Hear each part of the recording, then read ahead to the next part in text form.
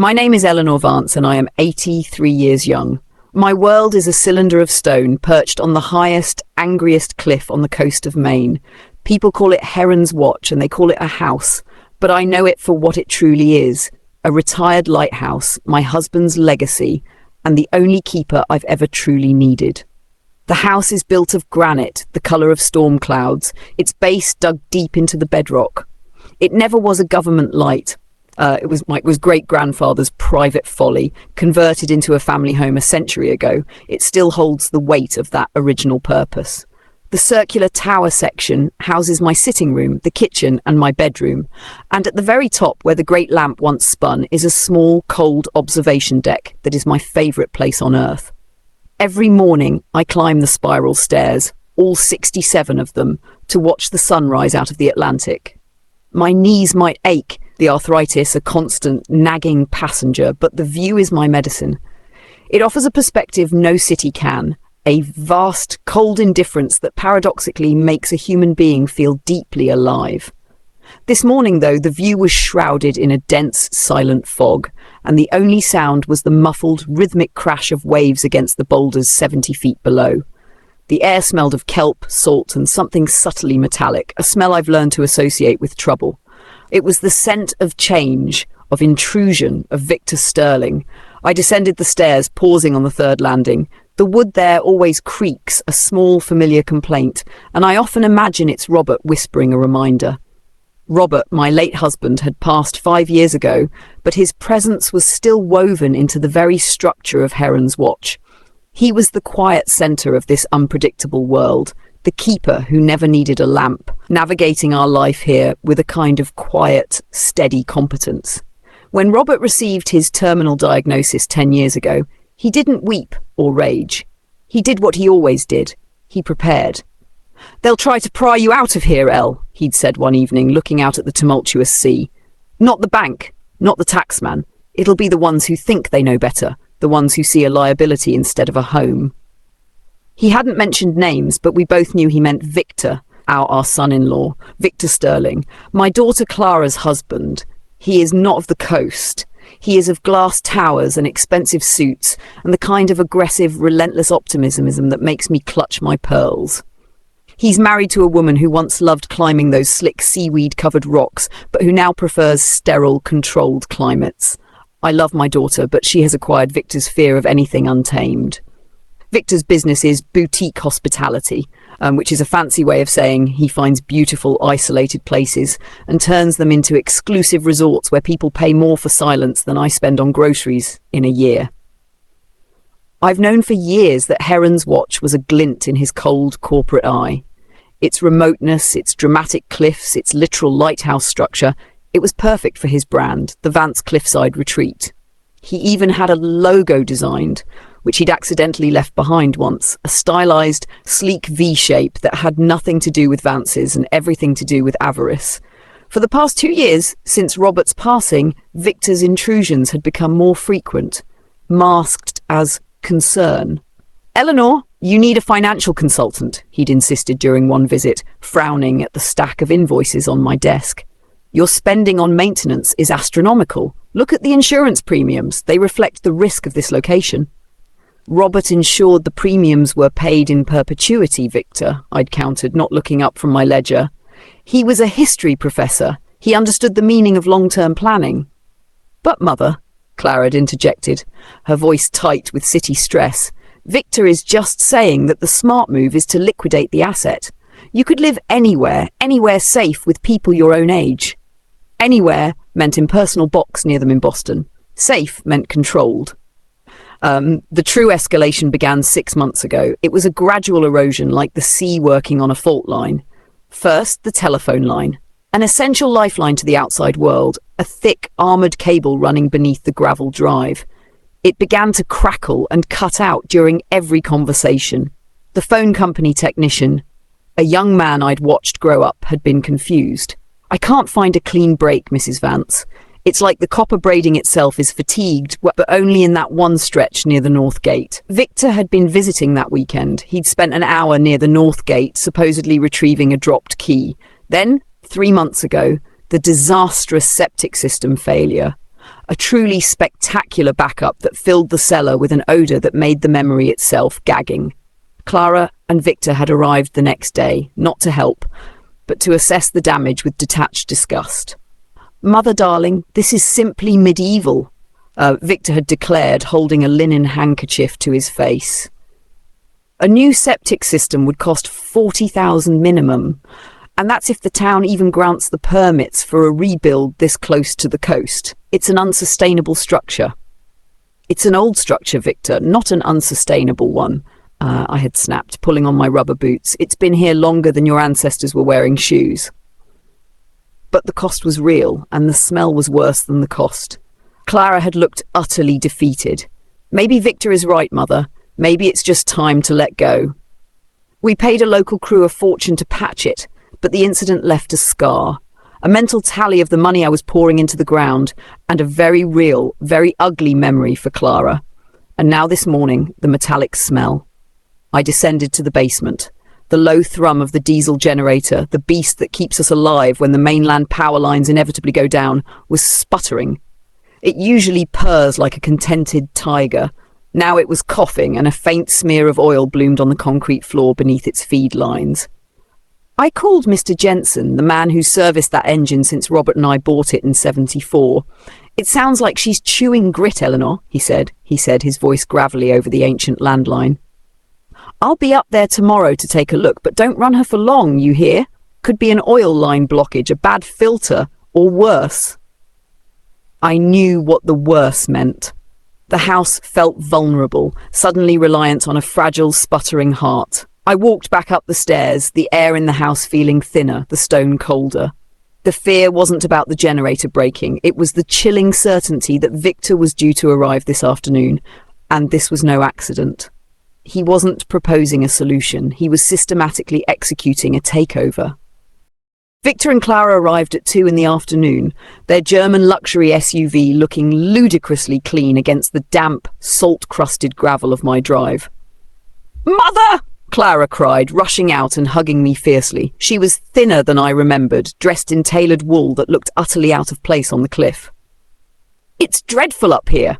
It smells like oil and damp." "It smells like the sea, dear," I said, holding her at arm's length. "And the generator is having a small issue. It'll be fine." Victor emerged, unfolding himself from the car with the precision of a Swiss Army knife. He wore a cashmere coat and a look of forced concern that didn't quite reach his calculating eyes. "Eleanor, good to see you, though I must say the conditions are rapidly deteriorating."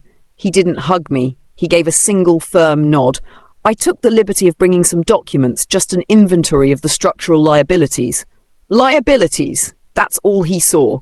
Not the century of laughter etched into the wooden banister, not the warmth of the brick hearth, not the memory of Robert and I dancing in the kitchen to the crackle of a vinyl record. Just liabilities.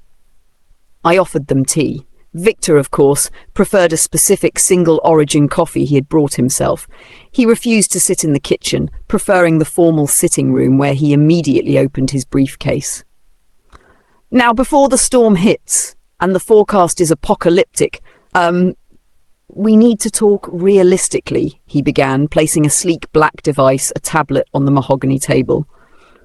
"We've had the septic, we've had the generator failure, and I noticed on the drive up, the underground power conduit near the old water tower looks like it's been compromised."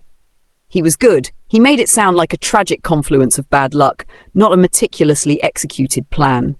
I remembered the power failure from last week. Not the main feed, but the sublines running underground from the nearest utility pole to the house.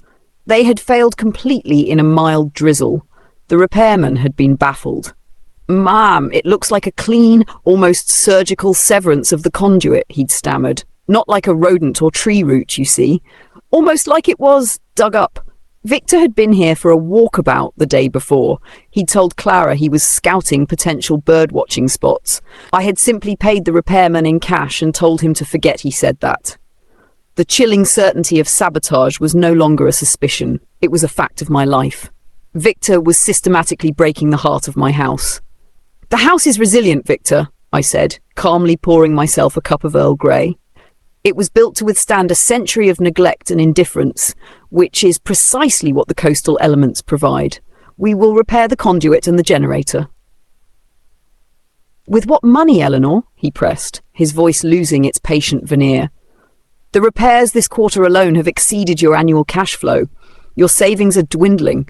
You are in a situation of financial distress, Mother. And your insistence on staying here is not brave. It is financially negligent. It compromises Clara's future inheritance." Clara looked at her hands, embarrassed. Victor had successfully weaponized her filial guilt. "We ran the numbers," he continued, pulling up a highly detailed 3D rendering on his tablet. The image showed Heron's watch, but digitized, smoothed, and stripped of its character, surrounded by glass walkways and infinity pools. "We call it the Sterling Point Resort. The location is unparalleled. We could offer you a generous annuity, more than enough for a life of comfort, and a beautiful apartment in the city where you could see your grandchildren daily." His offer was poison wrapped in velvet. He knew that I saw my daughter and grandchildren quite often, and that my comfort was found only in the sight of the sea, not the sight of his ledger book. I simply looked at the rendering. "It looks like a plastic toy, Victor. My house has salt and sorrow in its bones. You can't digitize that." "I can certainly monetize it," he snapped. That evening the storm began. It started with a nervous rustling in the pines, then the wind howled, a mournful, frantic sound, before the rain came down in solid sheets. By dinner, the house was a ship caught in a gale. The windows rattled, the granite walls groaned, and the wind was a living, malicious entity trying to peel the shingles from the roof. The pressure intensified over the dinner table. We sat around the heavy mahogany, the wood stove crackling loudly, trying to provide warmth against the damp cold that was beginning to penetrate the stone. "I'm just telling you, Eleanor," Victor said, his voice annoyingly steady amidst the chaos.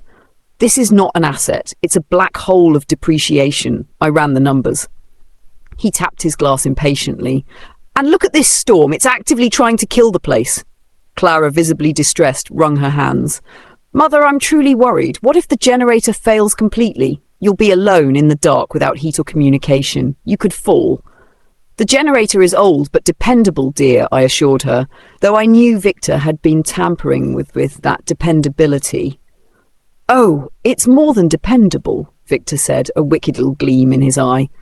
"It's reaching critical failure. I heard it sputtering all afternoon. It won't last the night. That's why I came prepared." He stood up and walked to his briefcase, pulling out a crisp blue folder. The timing, I thought, was impeccable. He had meticulously timed the generator's failure to coincide with the peak of the storm and his arrival. "I've prepared a liquidation trust agreement," he announced, laying the folder on the table.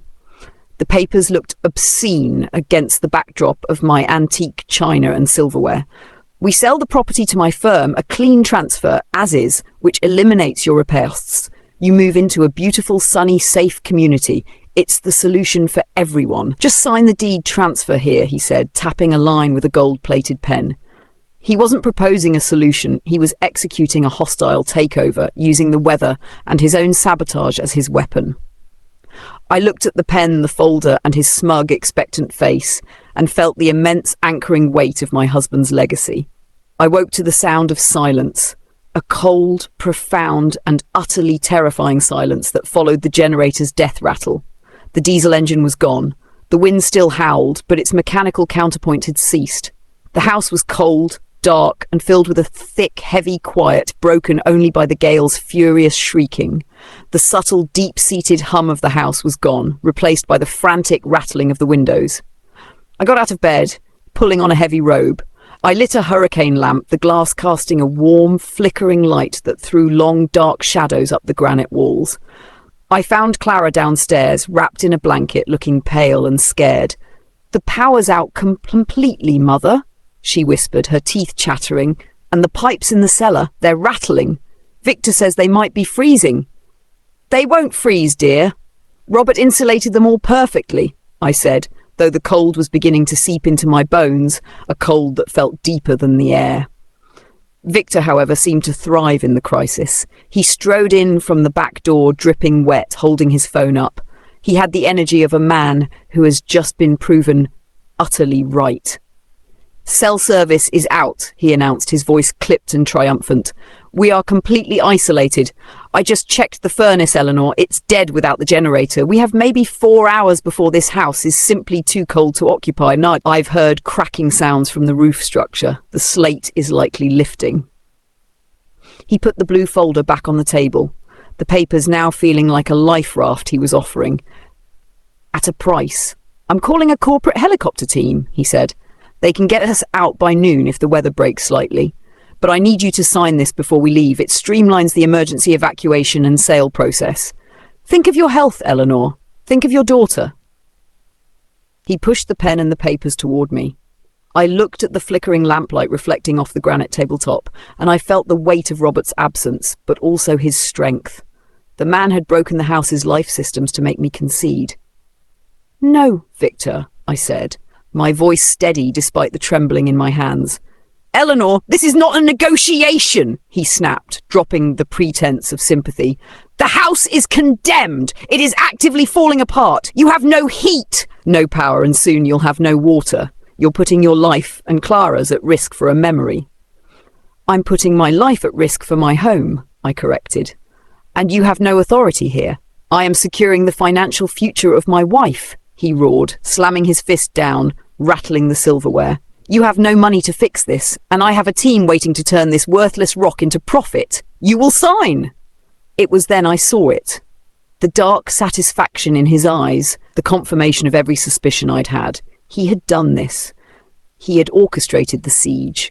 I gripped the edge of the table, remembering Robert's slow, deliberate instructions after his diagnosis. Don't worry about the house, Elle. I've taken care of everything. Don't let the Vance light go out. I'm not signing, I repeated, standing up. Because this house is not mine to sell, not entirely. Victor scoffed. Nonsense. The deed is in your name, clear and simple. Oh, I checked the public records myself.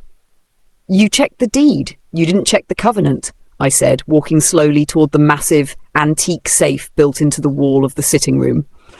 I knelt down, my old joints protesting, and worked the combination. The date of Robert's birthday, the date of our wedding anniversary, and the latitude of the lighthouse. I pulled out a single, leather-bound folder. It smelled faintly of mothballs and old paper. Victor, I said, turning to face him, the lamplight throwing long, dark shadows across the room. The deed is simple, but the property has a condition attached. A condition that Robert insisted upon years ago when he realized you were sniffing around. I opened the folder, my fingers tracing the copperplate script of Robert's old lawyer, Mr. Henderson. He created a restrictive covenant, I read, my voice ringing out clearly over the storm's roar. Filed simultaneously with the deed transfer to me, it states, the land of Heron's Watch and the structure erected upon it shall only be owned by a direct blood descendant of the Vance line who physically resides there and maintains the original structure to the highest standard. Victor frowned, his slick certainty dissolving into confusion. What? That's boilerplate legal nonsense! It's a house, not a national park! No, Victor, it's not nonsense, I continued, holding the paper up to the light. It means the house is only mine as long as I live here and maintain it.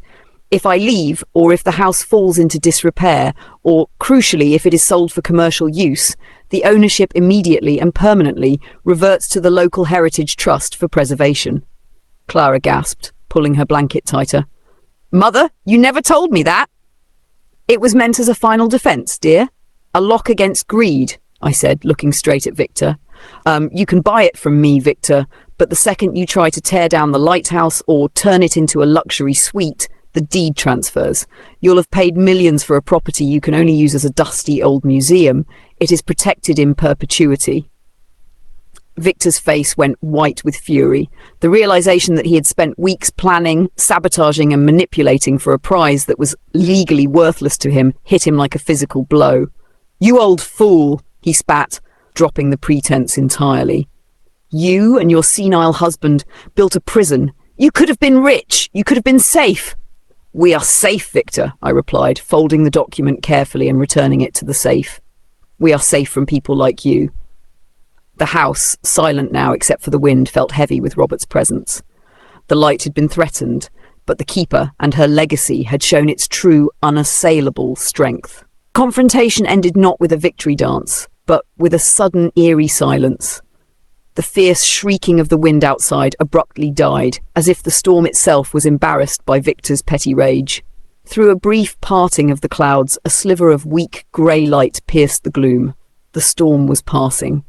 Victor eventually calmed down, his face a mask of furious calculation. He spent the next few hours pacing the upstairs windows, swearing quietly into his phone whenever he caught a weak, momentary cell signal. He was trapped for a full 48 hours, unable to secure immediate extraction due to the impassable roads and treacherous air conditions. The forced inactivity seemed to poison him. He refused my food, surviving on energy bars he produced from his luggage, and his only conversation was sharp and venomous. "You've complicated things, Eleanor. This will cost you. My firm will come after you for breach of maintenance, and you'll drown in legal fees." Clara, however, was broken free. After Victor retreated to the guest room, she walked over to me. She looked at the safe, at the blue folder Victor had left scattered on the table, and finally at me. "He didn't bring evacuation papers, did he? He brought the deed transfer.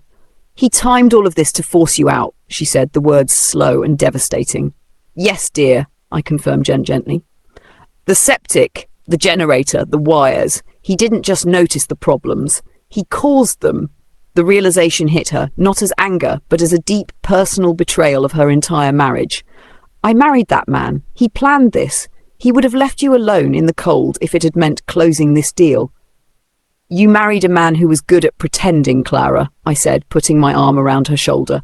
"Now you know who he is, and you know who your home is."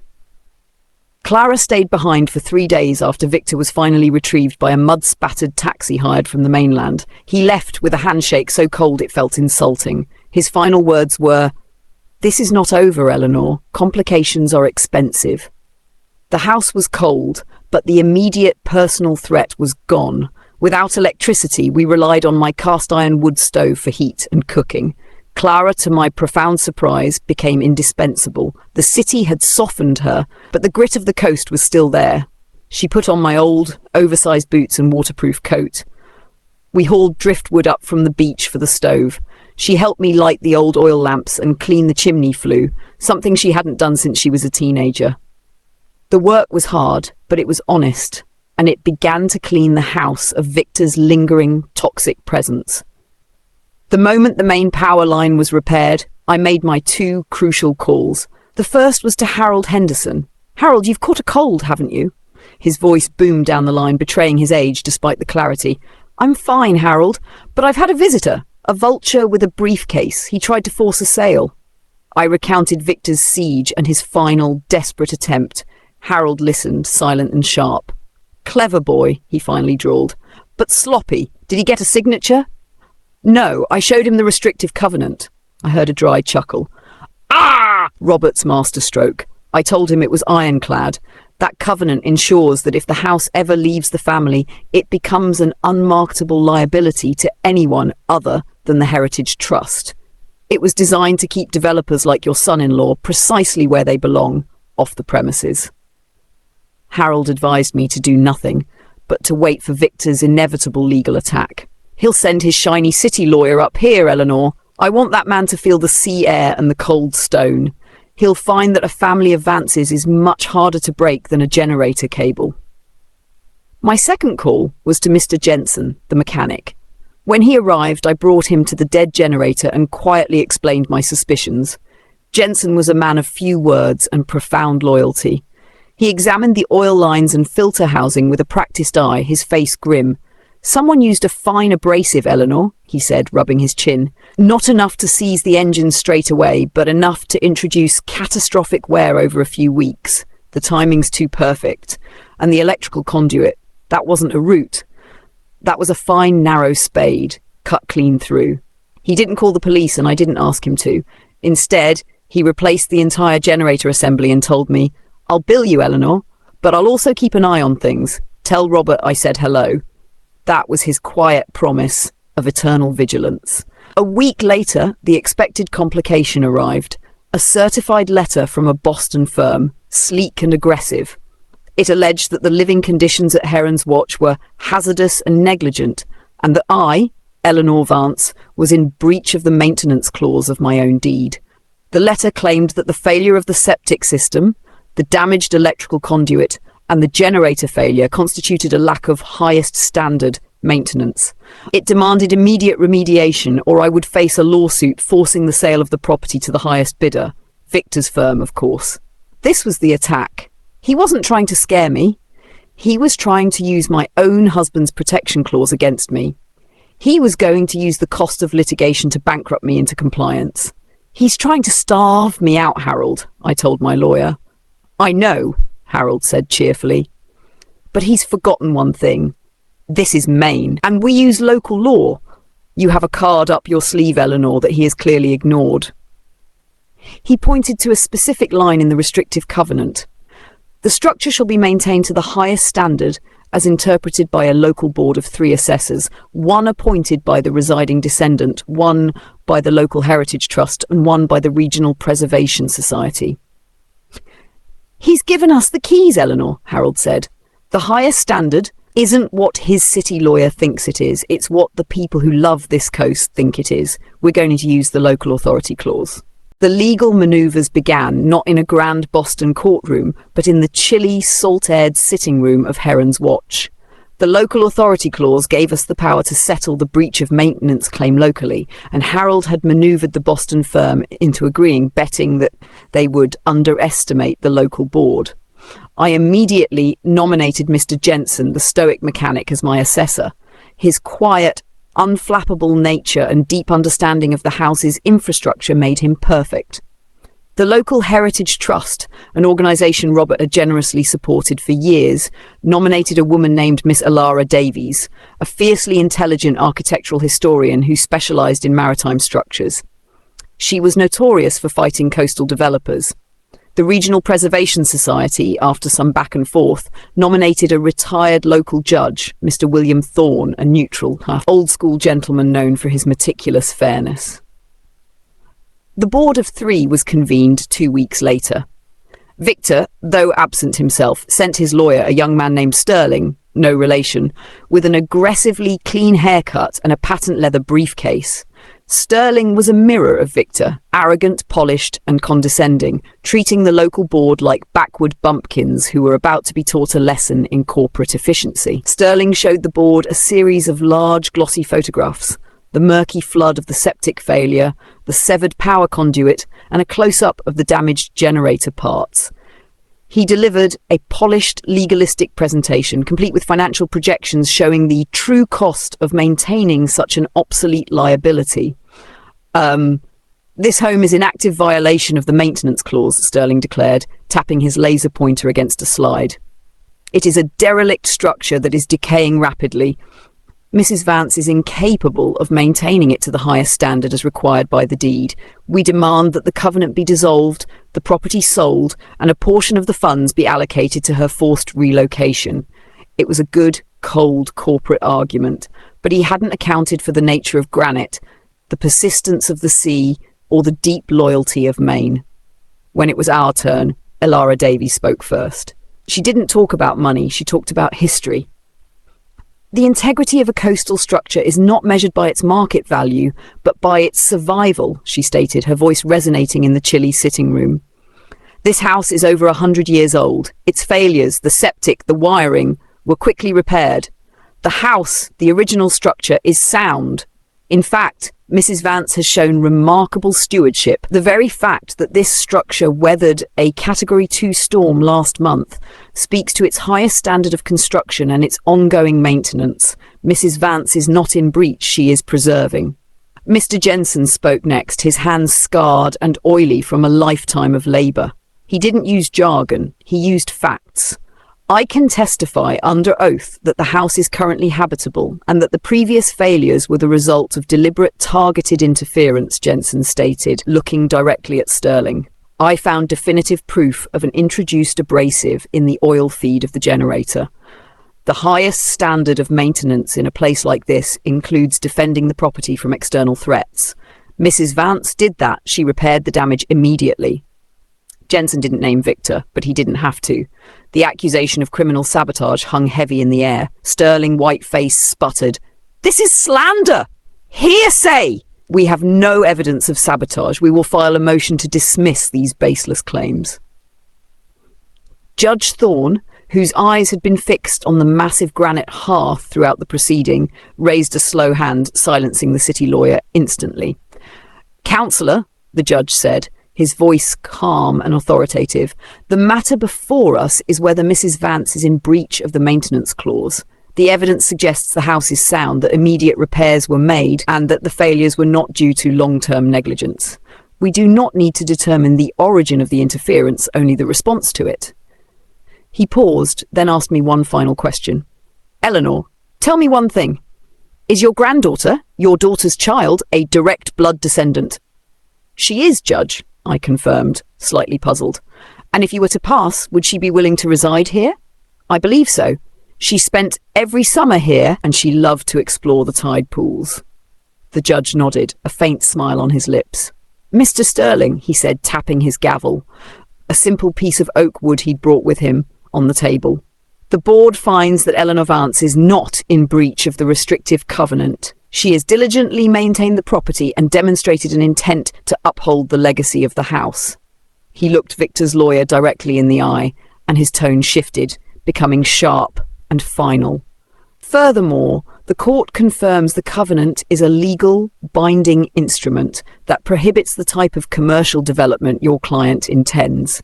This house, sir, is not for sale to you. It will only ever pass to a direct descendant who will keep the light burning, or to the local people who will guard it.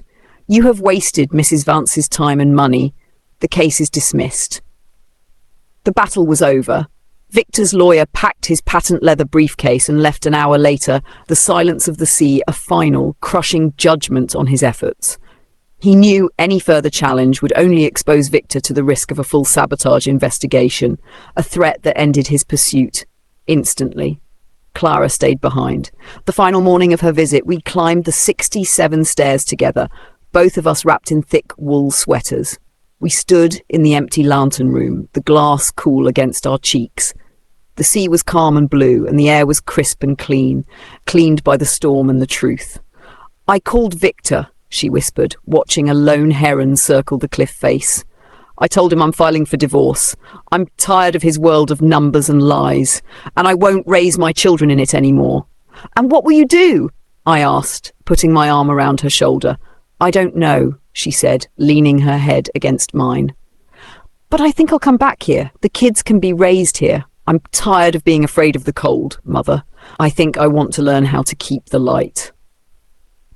I squeezed her tight, tears blurring my vision. The fight had cost me money. It had cost me a comfortable few months, but it had bought me the one thing that truly mattered, the return of my daughter, the promise of my grandchildren, and the absolute certainty that Heron's Watch, the stone vessel of my husband's heart and my own soul, was safe. The light may have gone out once, but the keeper and her legacy was ready to bring it back.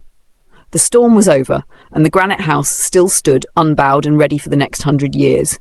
It was Robert's final, perfect, and most enduring love letter.